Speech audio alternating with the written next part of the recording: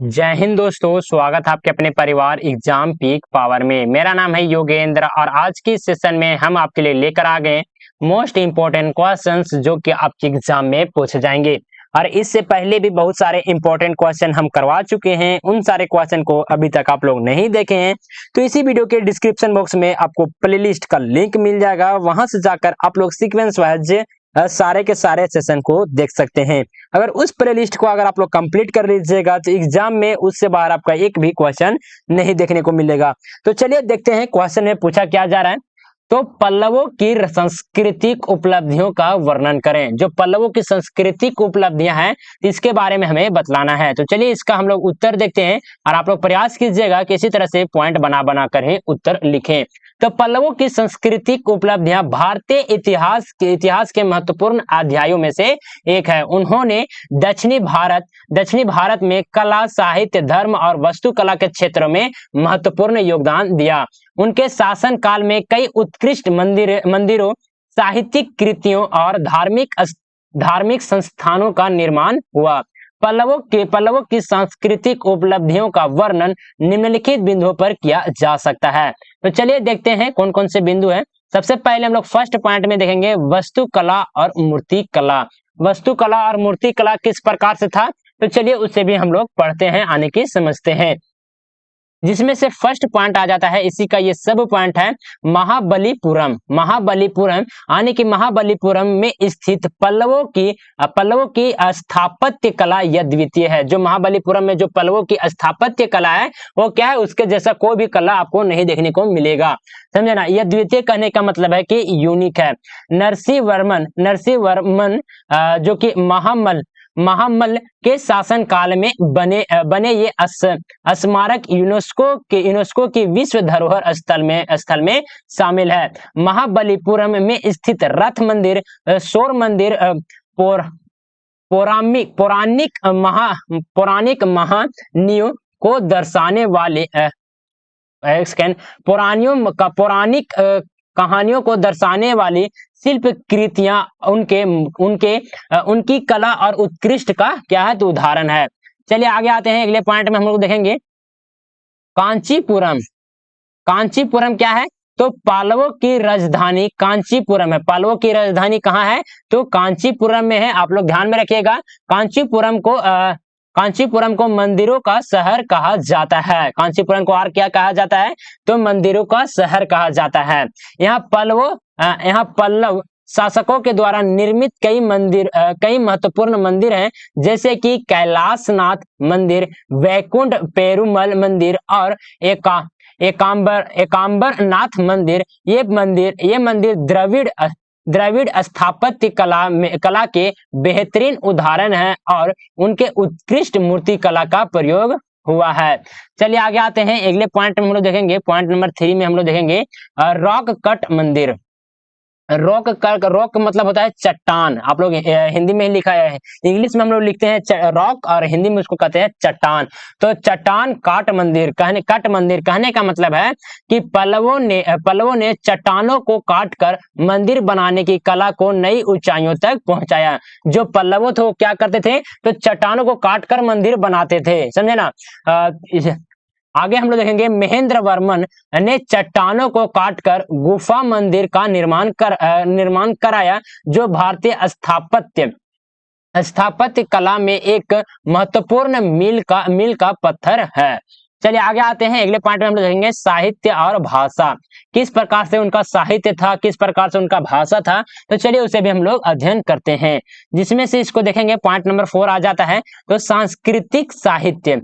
पल्लव शासक संस्कृत के महान संरक्षक थे। जो पल्लव शासक थे वो क्या करते थे तो संस्कृत के महान संरक्षक थे। उनके दरबार में कई विद्वान और कवि थे जिन्होंने वर्तमान साहित्यिक कृतियों का सृजन किया और जिन्होंने 10 कुमार चरित्र और काव्य दर्श जैसे महान ग्रंथों की रचना की। पल्लव शासकों के दरबारी कवि थे, समझे। तो आप लोग ध्यान में रखिएगा इन सारे पॉइंट को।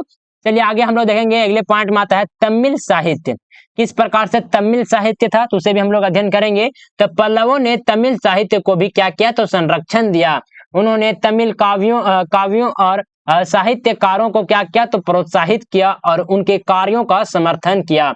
उनके शासन काल में तमिल साहित्य में कई महत्वपूर्ण कृतियां लिखी। इनके शासन काल में तो पल्लवों के शासन काल में।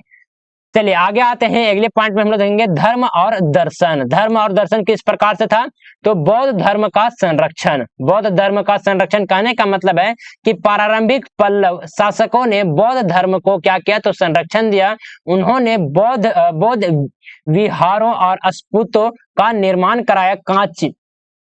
कांचीपुरम में स्थित पल्लव विश्वविद्यालय भी बौद्ध धर्म का एक महत्वपूर्ण केंद्र था। समझे, तो आप लोग इस पॉइंट को भी ध्यान में रखिएगा और आप लोग आंसर शीट में भी मेंशन कीजिएगा। चलिए आगे आते हैं, अगले पॉइंट में हम लोग देखेंगे हिंदू धर्म का पुनरुत्थान। इसको हम लोग देखेंगे। बाद में पल्लव शासकों ने हिंदू धर्म को पुनर्जीवित किया और शैव और वैष्णव धर्म को भी क्या किया तो प्रोत्साहित किया। उनके द्वारा निर्मित मंदिरों और शैव और विष्णु की मूर्तियां प्रमुखता से देखी जा सकती है। चलिए आगे आते हैं, अगले हम लोग पॉइंट में देखेंगे शिक्षा और विद्या। तो शैक्षिक संस्थान किस प्रकार से थे तो पल्लवों ने शिक्षा और विद्या को भी महत्वपूर्ण माना। उन्होंने कांचीपुरम में कई शैक्षिक संस्थानों का क्या किया तो निर्माण कराया जो उस समय के प्रमुख शिक्षा केंद्र थे। समझे, और यहाँ विभिन्न विषयों में शिक्षा दी जाती थी और विद्वान लोग यहाँ अध्ययन और शोध करते थे। यानी कि विद्वान जो लोग होते थे वो क्या करते थे, यहाँ पे अध्ययन करते थे, यानी कि पढ़ते थे और शोध भी करते थे। चलिए आगे हम लोग देखेंगे संगीत और नृत्य का किस प्रकार से यहाँ पे देखने को मिलता है। तो इसमें से हम लोग देखेंगे संगीत और नृत्य का संरक्षण। पल्लवों ने संगीत और नृत्य को भी प्रोत्साहित किया। उनके दरबार में संगीत और नृत्य के कई महान कलाकार थे। उन्होंने विभिन्न धार्मिक और सांस्कृतिक आयोजनों में संगीत और नृत्य का महत्वपूर्ण स्थान दिया। समझे, चलिए हम लोग देखते हैं इस क्वेश्चन का जो कि निष्कर्ष आ जाता है, इंपॉर्टेंट ये पॉइंट बन जाता है। तो आप लोग निष्कर्ष को भी लिखना बिल्कुल भी मत भूलिएगा। निष्कर्ष में हम लोग लिखेंगे पल्लवों की सांस्कृतिक उपलब्धियां उनके शासन काल के सबसे महत्वपूर्ण विशेषताओं में से एक है। उन्होंने कला, साहित्य, धर्म और शिक्षा के क्षेत्र में यह द्वितीय योगदान दिया। पल्लवों के शासन में निर्मित मंदिर, साहित्यिक कृतियां और शैक्षिक संस्थान भारतीय संस्कृति की धरोहर है और आज भी उनकी महानता को क्या करती है तो दर्शाते हैं। पल्लव शासकों का संरक्षण और प्रोत्साहन भारतीय सांस्कृतिक इतिहास में एक महत्वपूर्ण अध्याय के रूप में अंकित है। इस प्रकार से आप लोग को यहाँ पे आंसर को लिखना है। और आप लोग को ये सेशन कैसा लगा प्लीज हमें कमेंट के माध्यम से जरूर बताइएगा। अभी तक आप लोग इस सेशन को लाइक नहीं किए हैं तो पहले तो सेशन को लाइक कीजिए, अपने दोस्तों के साथ शेयर कीजिए और चैनल को सब्सक्राइब करके बेल आइकन को ऑल पर प्रेस कर लीजिए, क्योंकि यहाँ पे देखिएगा बहुत सारे यहाँ पे देखिए क्वेश्चन तैयार कर लिए गए हैं। इस पेपर का एकदम कंप्लीट आपको एकदम इंपॉर्टेंट क्वेश्चन का सॉल्यूशन दिया जाएगा बहुत ही इजी से इजी लैंग्वेज में। तो आप लोग इस चैनल को सब्सक्राइब करना बिल्कुल भी मत भूलिएगा। बहुत ही इंपॉर्टेंट क्वेश्चन का यहाँ पे सेशन करवा दिया जाता है। और जिन भी स्टूडेंट को अगर पेड पीडीएफ चाहते हैं डाउनलोड करना यानी परचेज करना तो आप लोग इस नंबर पे कॉन्टेक्ट कर सकते हैं 94 30 70 2606। आप लोग इस नंबर पे व्हाट्सएप मैसेज के जरिए हमसे कुछ भी डाउट वगैरह होता है तो हमसे साझा कर सकते हैं। ये नंबर आपको स्क्रीन पर भी शो कर रहा होगा।